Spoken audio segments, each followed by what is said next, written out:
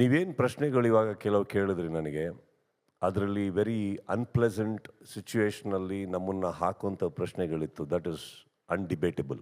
Right? And I really want to tell you, I will excuse you all for that because I came here for a very beautiful moment and I came here for a very uncontroversial moment and I came to celebrate you people. What? Repeat. I came to celebrate you people. Yeah.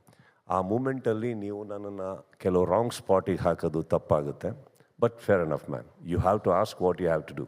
But on that note, I have a request. Today, Kannada industry is going through a very delicate phase, and there are a lot, ತುಂಬ ಜನ ಹೊಸ youngsters ಇದ್ದಾರೆ, new comers ಇದ್ದಾರೆ, ಎಲ್ಲ ಇದ್ದಾರೆ. ಅವರು ತುಂಬ ಭಯದಲ್ಲಿದ್ದಾರೆ. ಅವರ ಫ್ಯೂಚರ್ಗಳು ಗೊತ್ತಾಗ್ತಾ ಇಲ್ಲ, ನಾಳೆ ಸಿನಿಮಾಗಳು ಓಡುತ್ತಾ ಗೊತ್ತಾಗ್ತಾ ಇಲ್ಲ.